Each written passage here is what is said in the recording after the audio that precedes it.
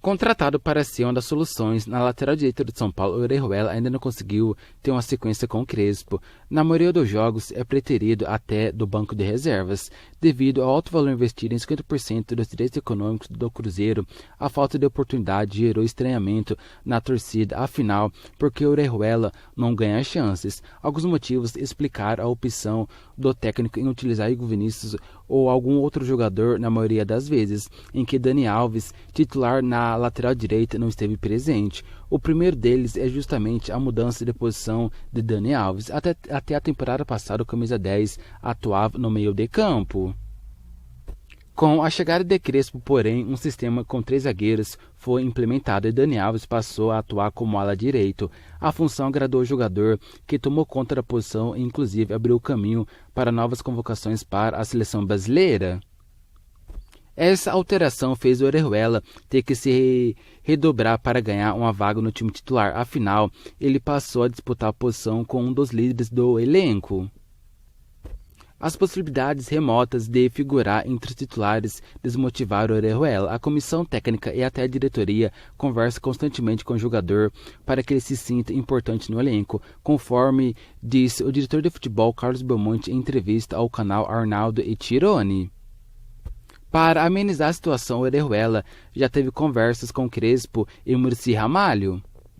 Atualmente, na avaliação da comissão técnica, o jogador também perdeu espaço pelo crescimento técnico de Igor Vinícius, que se tornou a primeira alternativa do São Paulo para a ausência de Dani Alves. A timidez de Orejuela, no entanto, tem impedido que ele se solte no dia a dia. Relatos de pessoas que convivem com o jogador no Esteira Barra Funda indicam que ele tem dificuldades de adaptação no clube. Mesmo com um número grande de estrangeiros, ele não consegue entrar no clima do CT. O São Paulo ainda acredita que o Orejuela possa dar a volta por cima. Há uma convicção dentro do clube de que o jogador conquistará espaço no elenco. Nas oitavas de final da Copa do Brasil diante do Vasco, ele foi utilizado nos 2 jogos e se destacou na partida de volta. Um dos gols saiu com uma assistência sua. Com futuro indefinido, o Meia Benítez usou os dias de folga do elenco do São Paulo nesta semana para melhorar as condições físicas. O jogador, que tem contrato de empréstimo até o fim da temporada, teve dificuldades recentemente.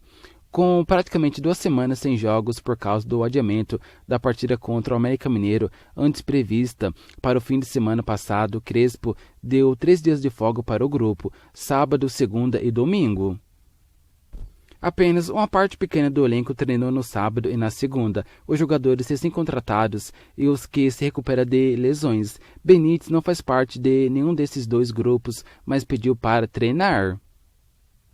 Os problemas físicos de Benítez o impediram de ter uma grande sequência no time e ganharam ressonância no duelo contra o Palmeiras na Libertadores, quando ficou no banco de reservas com o time perdendo por 3-0. Crespo depois admitiu que o meia não tinha condições de entrar em campo. Depois disso, Benítez entrou no segundo tempo contra o Sport e foi titular contra o Fortaleza e Juventude, sem completar os 90 minutos em grande destaque. As chegadas de Caleri e Gabriel, 2 estrangeiros que amplia para 8 a lista de jogadores de fora do país no elenco do São Paulo, sendo que só 5 podem ser relacionados a cada partida organizada pela CBF. Geraram mais dúvidas do que certeza sobre a possibilidade de o São Paulo investir 16 milhões na compra dos direitos econômicos do jogador, que hoje pertence ao Independiente. Se tecnicamente Benítez já mostrou condições de ser titular no time, os problemas físicos fazem com que os cartolas hoje tenham cautela ao comentar sobre o investimento. O futuro de Dani Alves vive um momento decisivo no São Paulo. Apesar de o contrato só terminar em dezembro do ano que vem, existe uma grande chance dele ser rescindido no fim deste ano, caso o lateral não aceite a oferta para parcelamento da dívida acumulada no ano passado. A impressão que a gente tem é de que ele não vai aceitar o acordo, explicou um dirigente importante do São Paulo em contato com o blog do Nicola. Se de fato a resposta for negativa, o São Paulo vai propor uma rescisão amigável assim que o Brasileirão terminar. O clima para o jogador no Morumbi ficou bem ruim depois das Olimpíadas. É que Júlio Casares, Carlos Belmonte e Rui Costa foram duramente criticados ao liberar o jogador para os Jogos Olímpicos. Vários clubes vetaram a saída de jogadores.